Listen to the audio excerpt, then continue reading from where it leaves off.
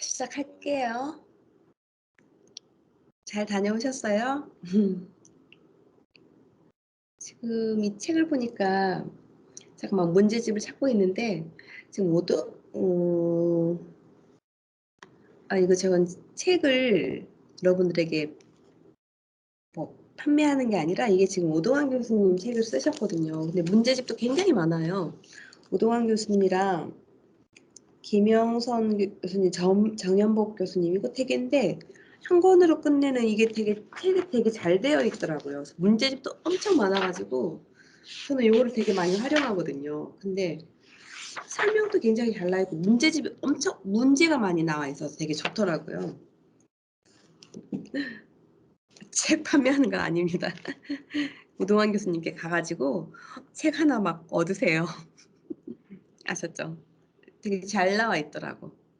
네, 그러면 시작하겠습니다. 네. 자, 분유 볼게요. 우리가 분유는 우유 속에 어때요? 우리가 우유 속에 수분만 존재하는 거 아니잖아요. 자, 고형분도 있고 존재를 하죠. 그래서 우리가 식배 생각하면 분유를 분무기에다가 우리가 넣고 뜨거운 오븐에다가 분유를 분무기에 넣고 뜨거운 오븐에다가 우리가 막 뿌렸어요. 뿌렸더니 이 수분은 열에 의해서 날아가고 어때요?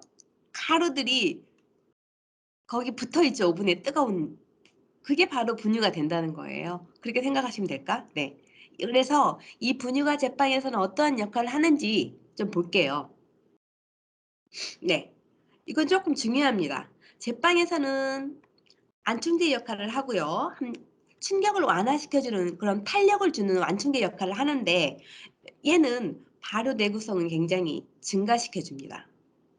그리고 이 말은 우리가 반죽을 좀 더 탄력을 준다는 얘기예요. 네. 그래서 밀가루 단백질을 강화하여서 믹싱 내구성 그러니까 힘이 있다는 거죠. 그래서 믹싱 내구성 증대되면서 분유 1% 증가를 하면 수분 흡수율도 1% 증가한다. 이런 뜻입니다. 굉장히 분유도 종류가 많아요. 전주분유, 탈지분유, 혼합분유가 있는데 전주분유 같은 경우는 우리가 그냥 우유를 그대로 건조시킨 것이고요. 탈지분유는 우리가 지방을 제거한 거예요. 아시죠? 자, 지방을 제거해서 건조시킨 분유입니다. 근데 자, 혼합우유 한번 볼게요. 혼합우유는 같은 경우에는 전지분유, 탈지분유 뭔가 혼합을 해서 만든 분유인데 그러니까 제가 에서 가장 많이 사용하는 또 쓰는 게 뭐예요? 아시죠? 탈지분유. 왜냐하면 탈지분은 어때요? 우리가 지방을 제거한다고 해서 제거한 거잖아요. 그렇기 때문에 조금 얘가 순수하다 보니까 그런 것들을 뭔가를 만들 때 영향을 미치지 않겠죠. 그래서 그런 이유로 탈지분유는 우리가 제빵에서 많이 사용을 합니다. 분유에서도 이런 문제가 굉장히 많이 나와요. 분유에 네. 이런 문제도 많이 나오고 이런 문제도 한번 볼게요. 제가 아까 이걸 그 10분 동안에 이거 잠깐 책을 찾아 가지고 이걸 썼어요. 자, 분유에서 용해도에 영향을 주는 요소로 볼 수 없는 것은 이런 걸 했는데 이건 뭔가를 '이런 문제도 있나?'라고 했는데 건조 방법, 저장 기간, 원유의 신선도 이거는 영향을 줄 수는 있지만 단백질 함량은 용유에도 영향을 주지 않는다는 거 이거 쪼끔 저도 이해가 안 돼 가지고 한번 문제를 내 봤어요. 한번 여러분 풀어 보라고 할 걸 그랬나? 네. 분유의 용해도에 의해서 막 이런 문제가 나와. 이게 제가 두 번을 본 것 같거든요. 이 방금 체계하고 또 크라운에서 나오는 문제 그 세 문제를 본 것 같아요. 2020 년도에서도 나온 것 같고 해서 이런 문제가 나와서 분유에 대해서 그러니까 분유의 용해도에 영향을 주는 요소로 볼 수 없는 것은 그러니까 급히 제가 넣어 봤어요. 네.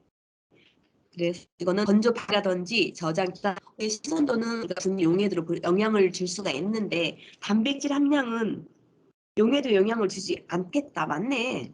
맞겠네. 여러분들 아시겠다. 여러분들이 저보다 더 이해력이 빠르겠는데요. 그죠? 맞아. 단백질 함량은 변하지 않는 거죠. 바보네. 네. 유장 제품. 유장 제품은 그냥 읽어만 보시고요. 다음 치즈로 가볼게요. 치즈. 우리가 단백질에 효소인 우리가 레닌을 넣어가지고 응고를 시키는 거죠. 바로 그게 바로 치즈라는 거. 근데 이 치즈에는 연질 치즈, 그냥 까망베르 이 정도만 알아두시면 될 것 같아. 그냥 크림치즈, 까망베르가 있다는 거. 이 종류만 한번 봐주시면 되겠고. 우리가 제빵에서는 우유를 어떤 역할을 하는지, 제과에서는 영향이 있지만 제빵에서는요, 우리가 우유가 단순히 고소하죠. 물론 고소하지만 제빵에서는 어, 물론 영양가도 있고 영양 기능도 향상을 시키고 단맛을 내지만 우유가 우리가 달지 않다고 해서 단맛이 없는 건 아니거든요. 우리가 상대적 감미도 봤을 때 과전설포 맥갈 했을 때 유당에도 감미도가 16이 있었어요. 유당에는요. 그래서 우유 속에 들어있는 탄수화물 유당 단미도가 16이었다고 했잖아요. 그래서 단맛을 냈었어요. 여러분들 흰 우유 먹을 때 단맛 있습니다. 그래서 글루텐을 강화시켜주고, 네, 반죽이 그러니까 내구성도 좋다는 거. 네, 그래서 완충작용 한다는 거 이런 것도 좀 알아두시고 유당이 껍질색을 내는 건 뭐 당연하겠죠, 그죠? 네. 그리고 이 우유 집어넣는 거와 그냥 물 집어넣는 거, 빵을 만들었을 때 우유 집어넣는 거와 빵을 집어넣었을 때 향이라든지 풍미 개선을 굉장히 우유에서 더 많이 납니다. 확연히 달라져요. 제가 항상 경험을 하기 때문에 많이 다릅니다. 자, 계란을 볼게요. 얘가 지금 여러분들 조금 답답하실 수 있으시겠지만 어떻게 이렇게 좀 깨졌어요. 그래서 못 고치고 지금 다시 그냥 이거 깨진 채로 여러분들을 보여줄 수밖에 없겠어요. 자, 계란을 볼게요. 자, 달걀의 구성을 보시면 껍질, 흰자, 노른자로 나누겠죠. 다 알 수 있죠. 그죠? 달걀의 껍질은 10%를 차지하고 있고 까슬까슬한 이런 부분이 바로 탄산칼슘이라는 거. 네, 탄산칼슘이에요. 자, 까슬까슬한 부분이 탄산칼슘으로 이루어져 있고 까슬까슬한 이게 달걀이 신선한 계란이라고 할 수가 있습니다. 네. 자, 흰자는 60% 차지하고 있고 노른자는 우리가 30% 차지하고 있어요. 근데 흰자는 60% 차지하고 있는데 그래서 달걀의 구성 비율을 보면 10대, 60대, 30 이렇게 생각하시면 돼요. 10, 60, 30 이렇게 외우셔야 되겠죠. 자, 그럼 노른자 같은 경우에는요. 우리가 수분의 함량이 50%, 고형분이 50%예요. 반반이죠. 그리고 전란이라고 하는 건 여러분 아셔요? 껍데기를 제외한 흰자하고 노른자를 통틀어서 전란이라고 해요. 근데 껍데기를 뺀 부위, 빼고 먹을 수 있는 그러니까 먹을 수 있는 부위죠. 전란이라고 하는 거는. 근데 전란의 수분 함량을 봤더니 75%래요. 그리고 고형분이 25%가 되어 있어요. 이 퍼센트 외우고 가세요, 여러분들. 전란의 수분 함량, 고형분 함량, 흰자의 수분 함량, 고형분 함량, 노른자의 수분 함량, 고형분 함량. 이거는 지금 오늘 외우고 가세요. 다시 흰자로 갈게요. 자, 우리가 흰자 속에는 단백질이 있어요. 근데 이 단백질에는 오브알부민은 54%를 차지하고 있고요. 네. 그리고 필수 아미노산이 고루 함유되어 있고 콘알부민 14%, 13% 차지하고 있고요. 콘알부민이 이것을 항세균 물질에 해당이 됩니다.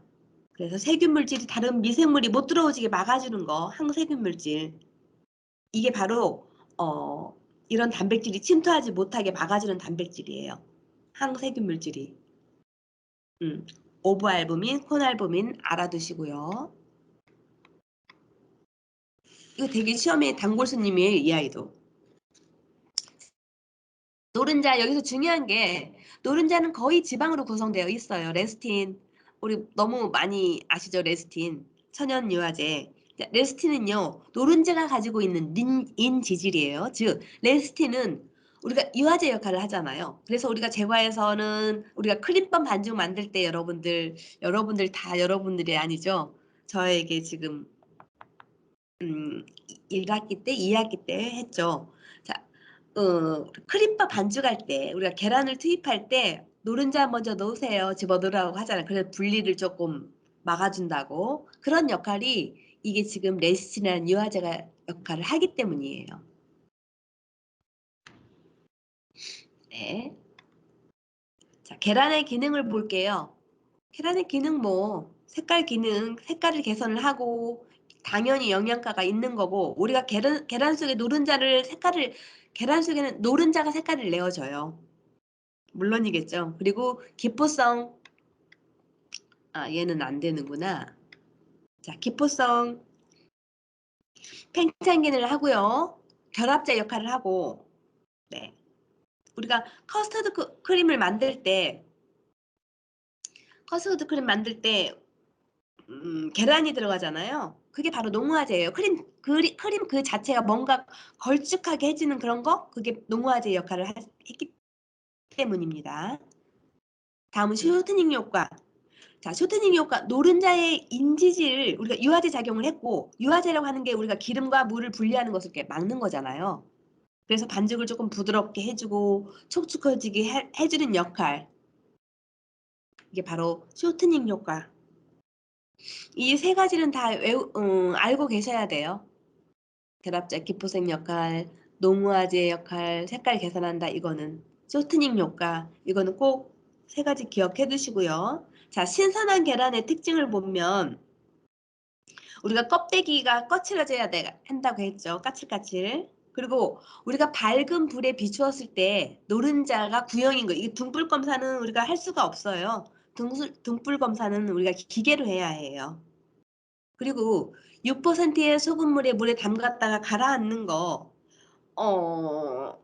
좋더라. 이거 왜 가라앉는 거, 왜 가라앉는 게 좋죠?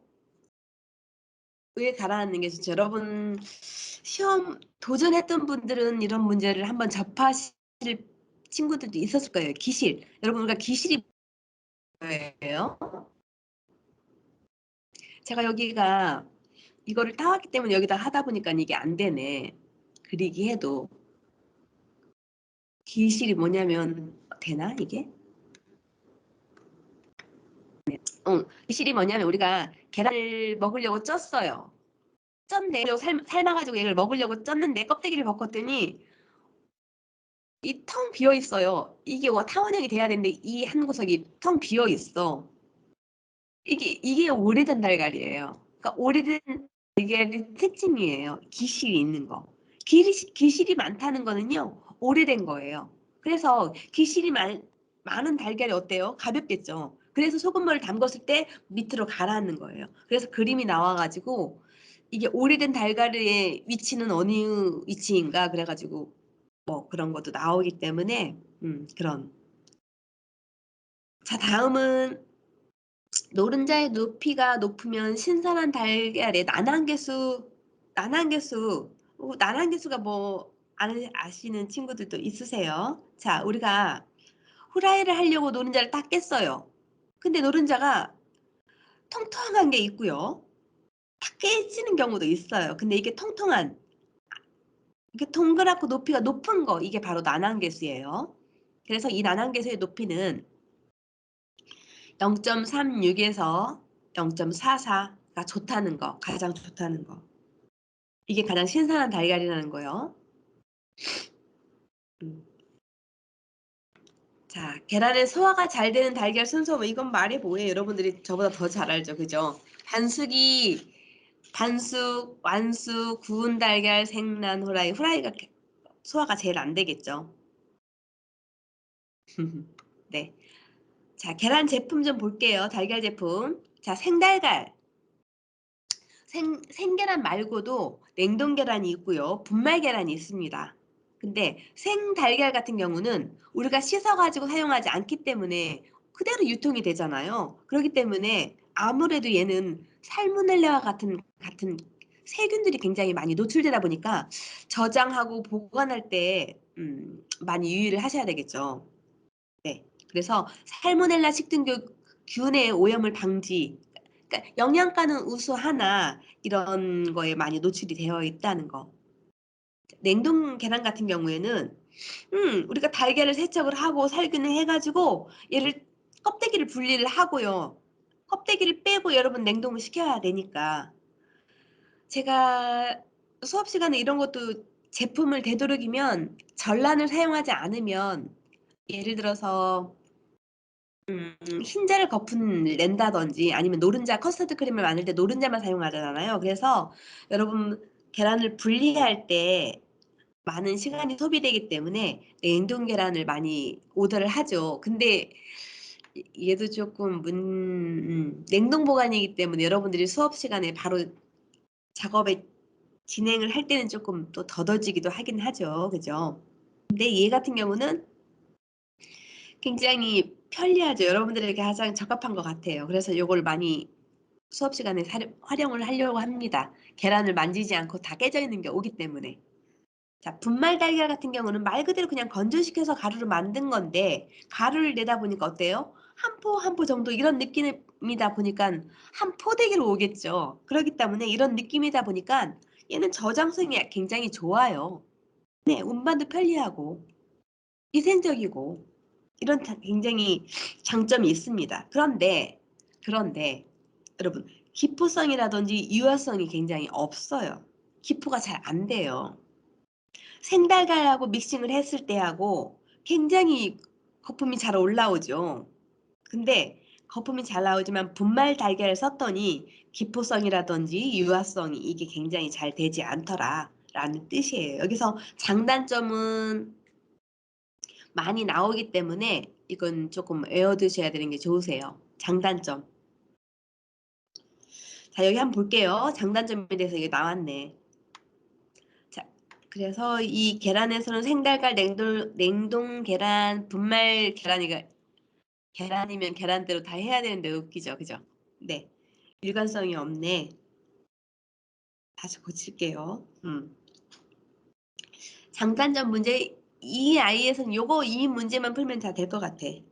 자, 다음은 분말 계란과 생란을 사용했을 때 장단점이 옳은 것은 자, 생란은 취급이 용이하고 영양가가 파괴가 적다. 취급이 용이합니까? 생란이? 아니죠. 우리가 한 판이 30개잖아요. 그렇기 때문에 취급하기가 굉장히 용이하지는 않아요. 깨질 수도 있고. 그죠? 그리고 생란은 영양이 우수하나 분말 계란보다는 공기 포집력이 떨어진다. 여러분 생란 공기 포집력 굉장히 좋습니다. 이거 아니죠? 네. 분말 계란이 생란보다 저장 면적이 커진다? 또 아니죠. 여러분 분말 계란이 어떻게 저장 면적이 커집니까? 생란이 저장 면적이 크죠. 자, 분말 계란은 취급이 용이하나 생란에 비해 공기 포집력이 떨어진다. 맞네요. 네. 무슨 말인지 아시죠? 자, 그래서 분말 계란은 여러분들 아까도 얘기했다시피 한 포 한 포 이렇게 하다 보니까 저장 면적이 굉장히 크지는 않습니다. 그리고 분말 계란 취급이 용이하나 뭐 공기 포집력은 떨어진다. 그래서 정답은 라번이 되겠습니다. 자, 그런데 우리가 계란을 봤더니 이런 문제들이 엄청 많이 나와요. 아까도 제가 이 책을 보는데 이런 문제가 계란을 이게 몇 문제가 나와 있어요. 그래서 이런 방정식 문제는 그냥 패스하다 보니까 제가 여러분들 처제 시간에 말씀드렸죠. 이렇게 패스하다 보면 6문제가 훌쩍 다 어디로 가버립니다. 그러면 6문제를 맞기 위해서 얘를 패스하고 6문제를 더 다른 거 맞으면 되지 안 돼요. 그래서 이런 문제들은 많이 나오기 때문에 한번 볼게요.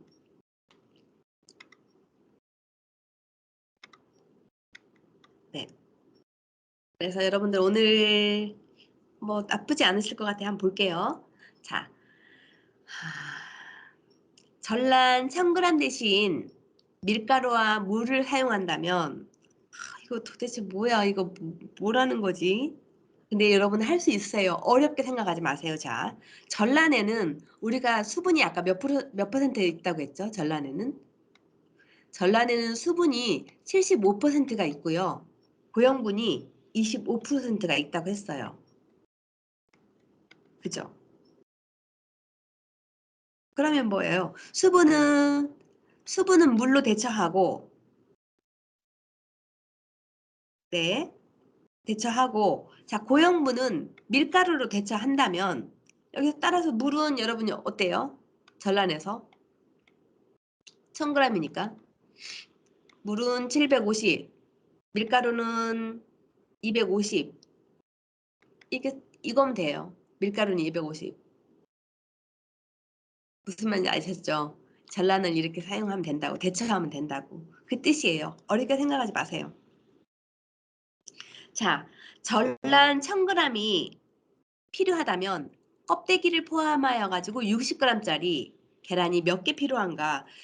아, 얘도 어렵게 생각하지 마세요. 자, 차근차근 한번 구해볼게요. 자, 60g짜리 계란이 몇 개가 필요한가인데, 자, 이것을 구할 때는 여러분 60g짜리에 60g 속에 들어있는 전란부터 구해야 돼요. 전란이니까 전란부터 구해야 돼요. 그러면 여러분 전란은 흰자가 몇 퍼센트 들어있다고 했죠? 흰자가 60% 들어있다고 했어요. 전란에는 흰자가 전란에는 흰자가 60% 들어있고, 네, 노른자가 아까 몇 퍼센트라고 했죠? 30%. 네, 즉 껍데기 10% 제외하고, 껍데기는 아까 10%가 제외한다고 했잖아요. 근데 얘가 전란이다 보니까 이 10%는 제외하고 90%가 전란이겠죠. 맞죠? 여러분, 저 90%가 전란이에요. 그래서 60g짜리 60g짜리 여러분 90%가 90%니까 g으로 하면 0.9%잖아요. 얘를 곱해요. 그러면 어때요? 54%가 전란이에요. 근데 이렇게 되는 게 아니라 54%가 전란이기 때문에 전란 1000g이 필요하므로 1000g 나누기 1000g 나누기 25가 되는 거예요. 아니 54가 되는 거죠. 어때요? 그러면은 여러분들이 계산하는 거 아니라고 했죠? 계산기가 계산해요. 아까 제가 계산해 놨습니다. 18.52개가 나오는데 반올림 해가지고 19개, 19개. 1번에 몇 개, 2번, 3번 이렇게 사지선다니까 이게 나오거든요. 그러면 19개 표시해주면 돼요. 자, 근데 이것도 여러분 2번 문제하고 동일해요. 흰자 1000g이 필요하다면 껍질을 포함해서 60g짜리 계란이 몇 개 필요한가? 이거는 이거 위에하고 동일한 문제예요. 이거는 흰자를 묻는 문제예요. 흰자 1000g이 필요하다면 껍질을 포함하여 가지고 60g짜리 계란이 몇 개 필요한가? 이거랑 똑같죠. 자, 흰자 함량을 구하면 됩니다. 흰자는 우리가 60%, 흰자가 우리가 60%잖아요. 그러니까 아까 60g, 계란이 우리가 60g이니까 60g 곱하기 흰자 0.6, 쉽죠 이제. 그러니까 한번 도전하는 거하고 안 하는 거하고 그냥 포기하고 패스하는 거하고는 굉장히 큰 차이가 납니다. 그래서 여러분 여기가 36, 즉 60g 속에 흰자가 36g이 되는 거기 때문에 필요하니까 또 1000 나누기 36, 그죠? 그러면 27.78이 나옵니다. 그러면 반올림 해가지고 28개가 되는 거죠. 이렇게 하시면 된다는 거예요. 어때요? 이렇게 그냥 처음 봤을 때하고 이렇게 풀어보니까 나 같이 한번 해보고, 오늘은 그게 기초 문제에 불과하지만 이렇게 불과하지만 마지막 날에 우리가 문제풀이를 많이 할 거거든요. 총 망라해가지고 풀 때는 여러분들이 이렇게 쉬운 문제는 나오지 않겠죠? 조금 난이도가 조금 있기는 합니다. 그때 또 다시 한번 풀어보기로 하고.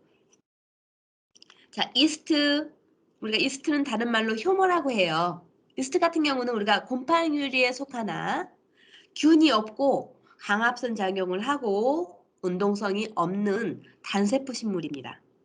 식물이기 때문에 얘가 살아 움직일 거 아니에요. 식물이니까. 네. 그래서 얘는 학명은 사카로미세스 세레비지에 우리가 빵이나 맥주에 사용할 때 많이 사용하는 미생물입니다. 사카로미세스 세레비지에 이거는 학명인데 이거는 우리가 공통이잖아요. 기호잖아요. 공통적으로 사용하고 있기 때문에 여러분들 이거는 학명은 이렇게 시험 문제 이대로 나옵니다. 이거 외워두세요. 그래서 이거 언제 외우고 이 철자를 다 어디 외우고 있어 가장 긴 거 여러분들 체크하시면 될 것 같아요. 이게 많이 가끔 나옵니다. 이 학명에 대해서. 이스트의 학명에 대해서 맞는 것은 사카로미세스 세레베지에. 자, 우리가 빵을 만들 때 필수적으로 들어가는 게 이스트잖아요. 이 이스트에는 출하법이라는 증식 방법으로 인해서 증식을 하는데 이게 뭐냐면 출하법이 뭐냐면 우리가 이렇게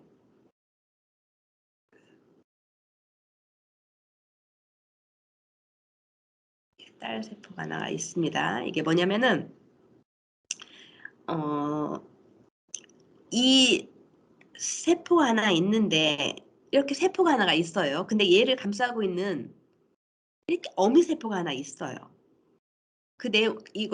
이 내용을 감싸는 또 세포가 하나가 있는데 요거는 어미 세포, 얘는 어미 세포, 얘는 딸 세포라고 해요.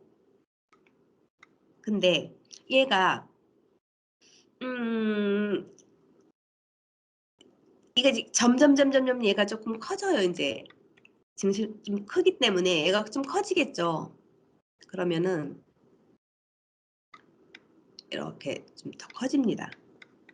그 모양이 점점 더 커지면서 나중에는 그림 그리기가 되게 그러네요. 그죠? 나중에는 이렇게 더 커지면서 증식을 하니까 이렇게 돼서 세포가 또 하나가 생겨요. 생기면서 세포가 점점 번식을 하는데 또 하나 이 개체를 만드는 거죠. 그런데 이런 식으로 굉장히 번식을 하다 보니까 번식을 하는 게 얘가 출하법이에요.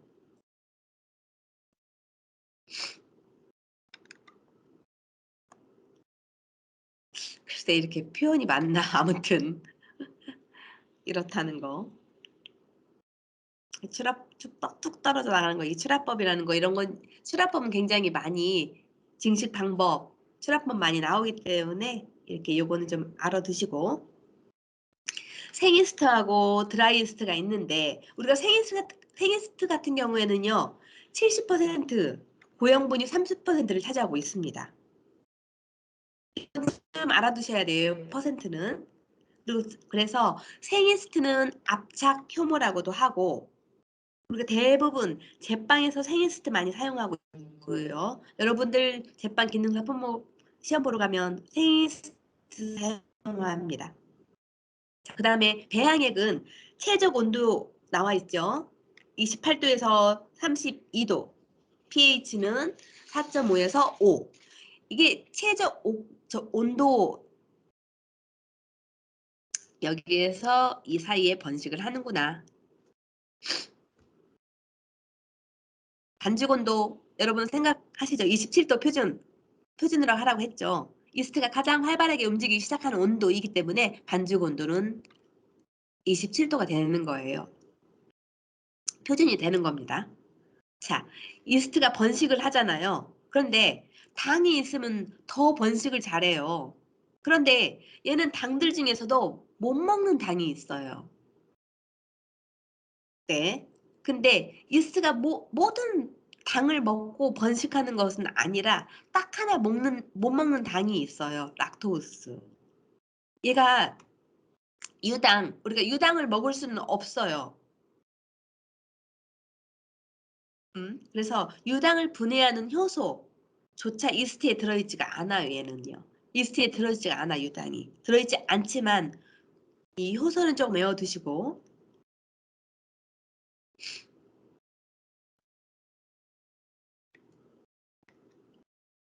그래서 시험 문제 이거 이스트에 들어있지 않는 당, 락타제, 아밀라제 이렇게 되어 있는데 락토스.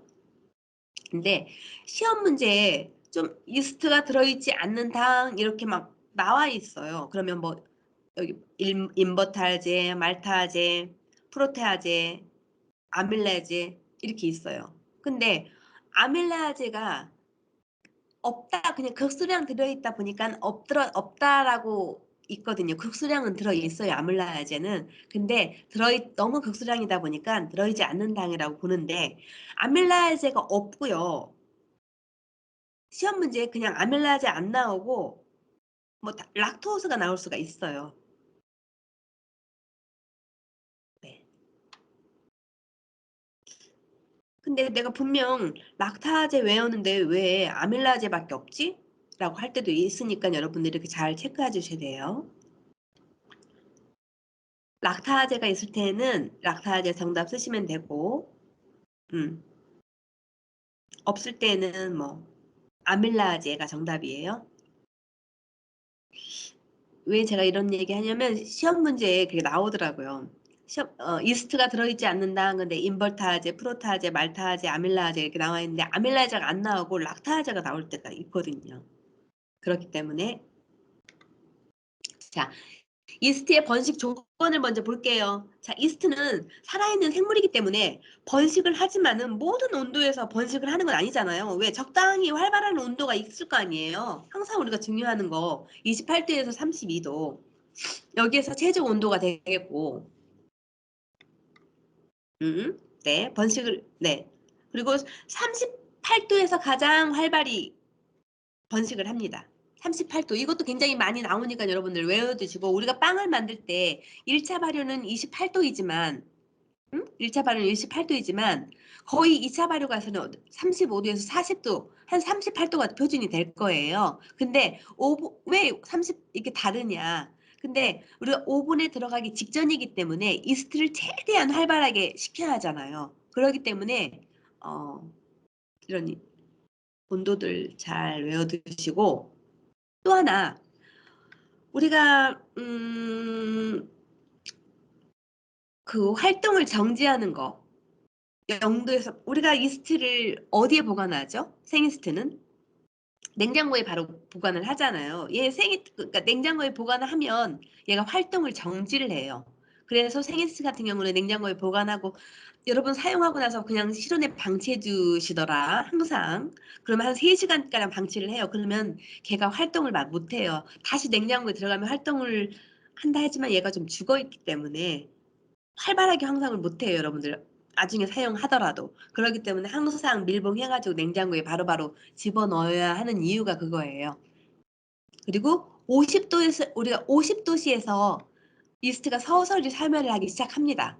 그때부터 세포가 완전히 사멸하면서 포자가 사멸하기 시작을 합니다. 이것도 되게 중요해요. 별 붙인 건 여러분 다 외우셔야 돼요. 온도. 아셨죠? 네. 자, 산소. 호기성으로 산소가 필요하다. 산소가 있어야지 우리가 증식을 한다는 거예요. 그리고 최적은 pH 최적은 4.5에서 5. 요때가 최적 거의 우리가 약산성이죠. 그때 약산성일 때가 가장 잘 활발하게 움직인다라는 거예요. 이때가 약산성이 네.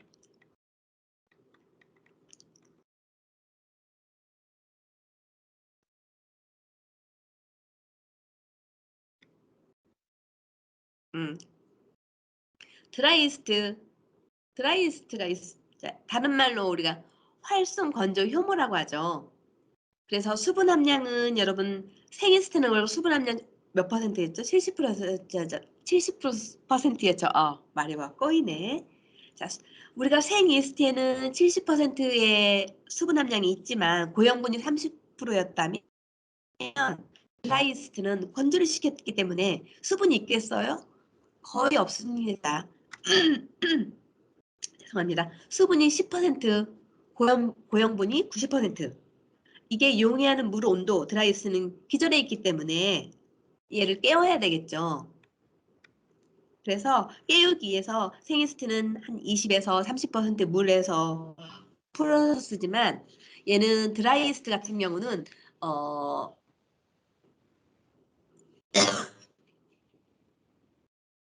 40에서 40, 그러니까 41%에서 한 43% 이렇게 깨워야 돼요.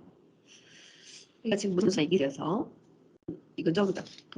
문제가 되게 많아요 여기가. 이 교수님 문제 되게 잘 내셨네. 자, 생이스트는 50%만 생이스트의 50%만 사용을 한 이게 무슨 말이냐면 우리가 제빵기에서 시험을 볼 때 이스트 함량이 한 30% 들어갔어요. 생이스트가 들어간 방법이 있는데 근데 나한테는 지금 드라이이스트밖에 없어. 근데 책에는 지금 30g이 있대요. 그러면 얘 생이스트를 30%다 넣으면 되나요? 큰일 나요. 빵이 엄청 커질 겁니다. 그래서 얘를 50%만 사용하라.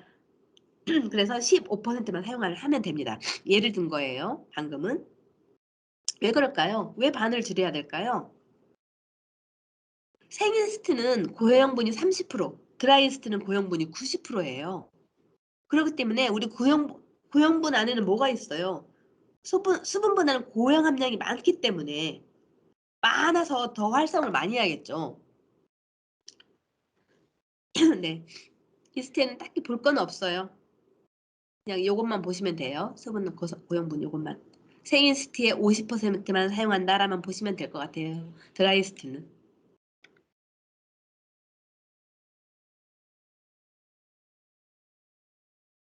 아, 아이고, 네. 수질 개선을 하기 위해서 사용하는 것이나 현재는 이스트를 촉진하고 빵에 네. 빵반죽의 질을 개선하기 위해서 제빵 계량제를 사용한다 이 뜻이에요. 우리가 빵을 만들 때 제빵 계량을 하나요? 제빵 계량제는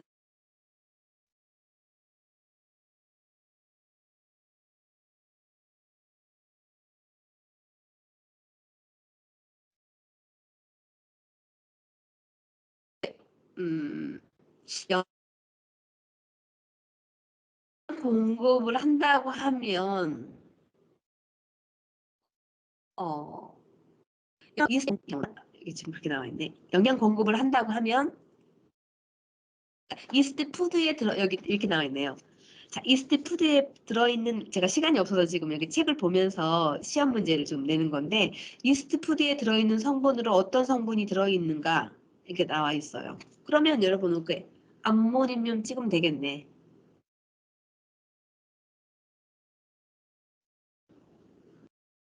이스트에 영양 공급을 하는 우리가 질소도 하는 것도 있는 어떤 것이 있는가? 암모늄. 자, 그리고 물 조절제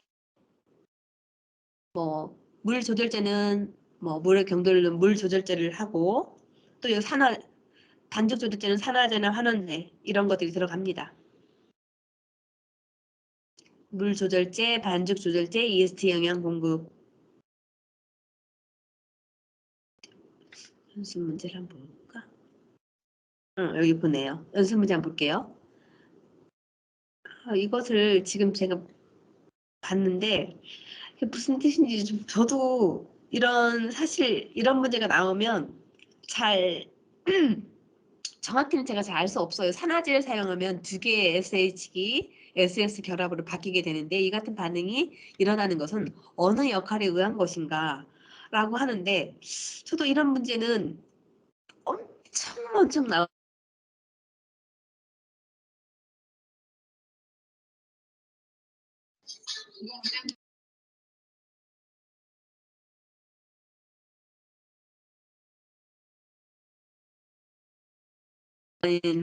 나와가지고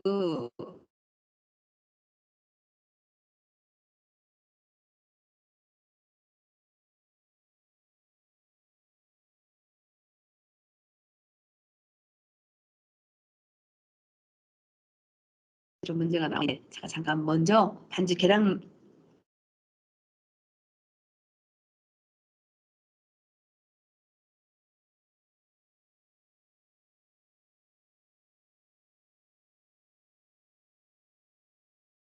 진행돼요.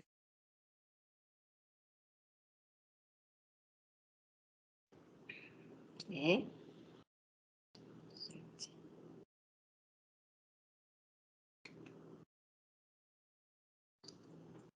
자, 밀가루 전분 고구마 전분 밀가루 단백질이겠죠.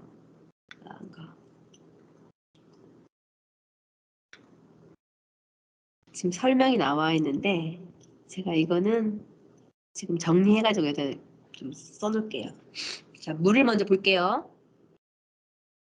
자, 물의 경도. 물의 경도라고 하는 것은요, 우리가 물에 남아있는 무기질이에요.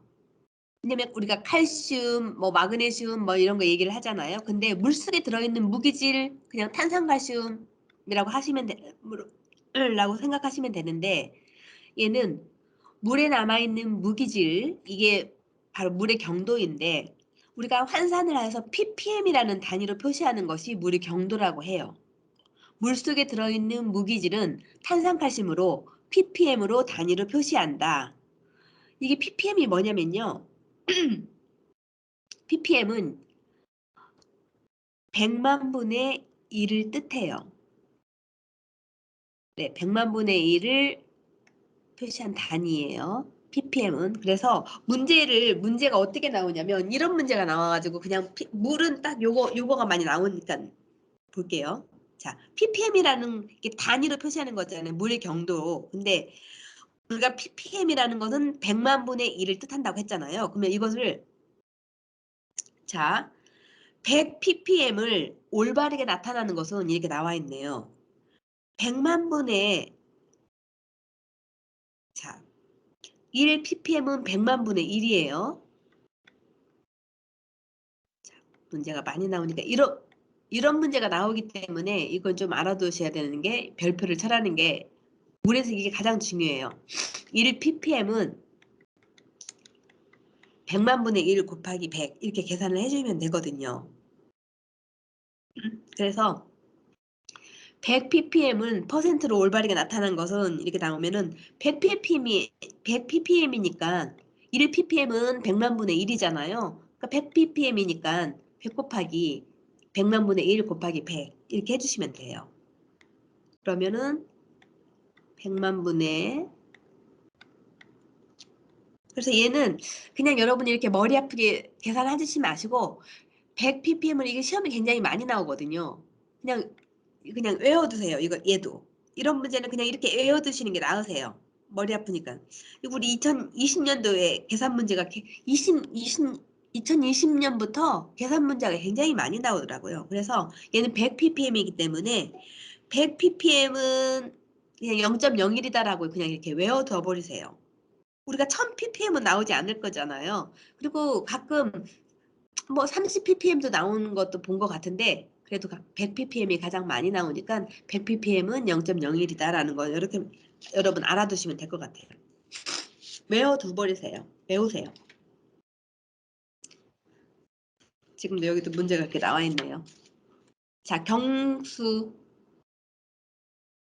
자, 경수 한번 볼게요. 경수는 지금 45분인데 경수 물까지 좀 할게요. 경수에는 우리가 일시적이 있고 영구적이 있는데 일시적은 말 그대로 그냥 일시적인 거. 네, 그냥 생각하시면 돼요. 가열에 의해서 탄산칼슘으로 침전이 되었다가 연수로 되는 물이에요. 그러니까 얘는 일시적인 것은 그냥 뭐라고 얘기를 해야 되나? 그냥 아닌데, 그러니까 경수가 아닌데 경수인 척 하는 거죠. 일시적인 거는. 그리고 영구적인 거는 가열을 해도 얘가 경도가 변하지가 않는 물이에요. 두 가지 좀 차이를 좀 알아두셔야 되는데 얘는 그냥 가열에 의해서 탄산염이 침전이 되어서 연수로 되는 물이다. 즉 그냥 경수인 척 하는 거죠. 얘는 일시적인 물은. 가열을 하면 결국 연수가 되는 거니까. 그래서 일시적 경수라고 할 수가 있고 영구적인 거는 그냥 가열을 해도 경도가 변하지 않는 물. 이 두 가지 차이점 알아두시면 되겠고 문제 같은 경우는 가열에 의해 탄산염이 뭐 침전이 되어서 연수로 되는 물은 무엇인가 이렇게 묻는 문제가 되게 많이 있어요. 지금도 이 책에도 그렇고. 그러니까 차이점을 좀 알아두시면 좋겠고요. 조치사항을 좀 볼게요.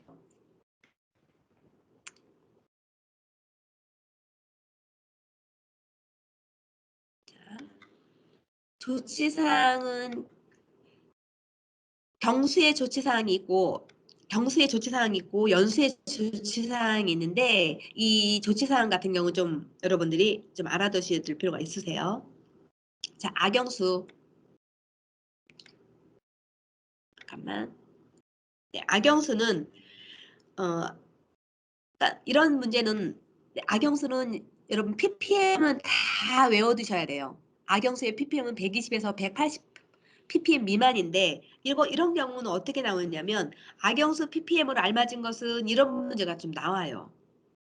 다음 중 뭐 60 ppm이라 이하로 사용했을 경우 조치 사양으로는 이런 식으로 좀 문제가 나오니까 제가 제빵에서 가장 적합한 물은 악영수 120, 180 ppm 악영수는 이렇게 된다는 거 ppm은 여러분 다 알아두셔야 돼요.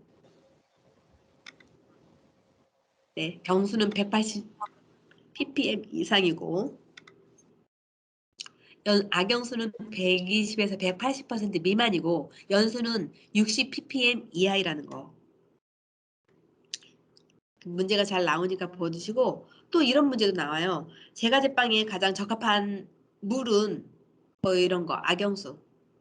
근데 이게 제가 제빵에서 가장 좋다는 거는 이게 우리가 수돗물을 생각하시면 돼요. 악영수는 여러분 수돗물입니다. 그래서 우리 수돗물 다 사용하잖아요. 그리고 그러니까 네. 자, 연수 볼게요.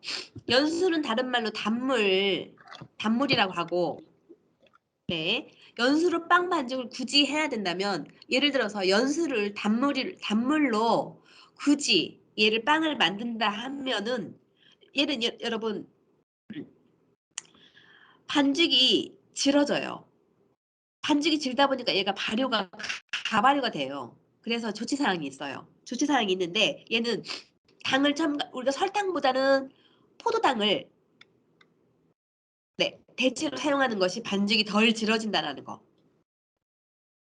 조치사항은 좀 외워두셔야 돼요. 당을 첨가하실 때 설탕보다는 포도당을 증가하는 것이 더 좋다. 덜 질어진다. 좋다라는 거고. 그러니까 이런 것도 시험 문제에 굉장히 잘 나오니까 좀 물에 있어서 가장 중요한 부분이니까 이런 건 잘 조치사항 같은 건 알아두셔야 되고요.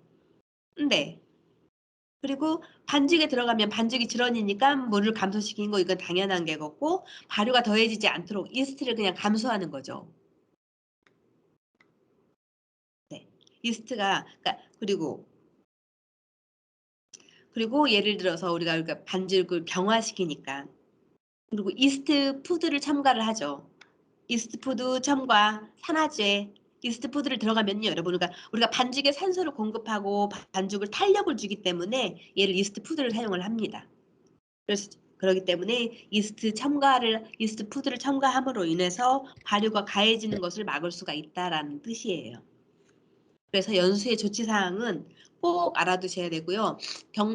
경수의 조치 사항을 좀 볼까요? 경수의 조치 사항도 여러분 이스트의 사용량을 증가시킨다. 메가를 첨가하여 효소 이런 거 알아두시고 이스트푸드, 소금, 무기질을 감소시킨다. 얘는 그러니까 경수하고 연수는 반대이겠죠. 네. 자, 거의 다 끝. 물까지만 자유수 여기까지만 할게요. 자유수, 결합수. 자유수는 말 그대로 그냥 아무것도 들어있지 않는 수. 결합수는 우리가 물에다가 뭔가를 넣었을 때 이렇게 생각하시면 될 것 같아요. 자유수는 뭐 0.5도에서 얼고 100도씨에서 이거만 보시면 될 것 같아요. 결합수는 자유수에 비해서 쉽게 증발하지 않고 또한 미생물의 번식에 관여하지 않는다라는 거. 아, 그래프 나왔군요.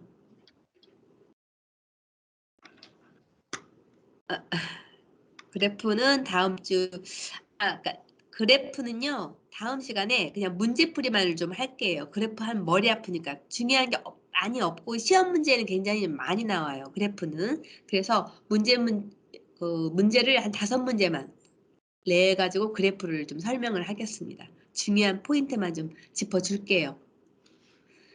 자, 오늘도 막 정신없이 오다 보니까 저도 제 자체도 막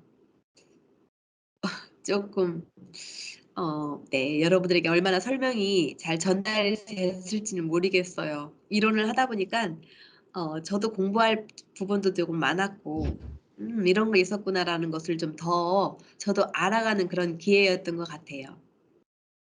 그냥 실습만 하다 보니까 아, 이렇게 그냥 내 속으로만 생각하는 거하고 여러분들에게 이렇게 뭔가를 설명을 하기 위해서는 좀 체계적인 게 필요하잖아요. 이론이기 때문에. 그리고 여러분들의 자격증을 시험 보기 위해서는 뭔가를 더 부여를 해야 되기 때문에 저도 좀 공부를 나름 항상 하는 거지만 좀 더 했는데 이게 조금 여러분들에게 설명이 잘 전달이 됐는지 좀 제가 네, 의구심이 좀 드는군요.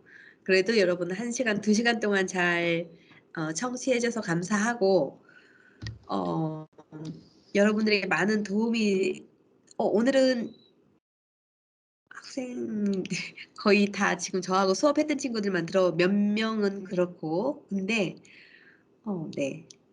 다음 수요일에는 좀 더 많은 학생들이 참가를 했으면 좋겠어요. 그죠? 우리 강 교수님도 시험을 위해서 이렇게 열심히 듣고 계시는데. 네.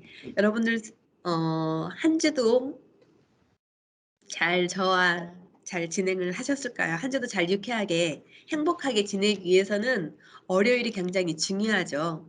마음가짐도 중요하기 때문에 네. 이제 활기 있게 여러분들 남은 한 주 잘 보내시기 바랍니다. 수요일 날 뵙겠습니다. 여러분 고생 많으셨어요.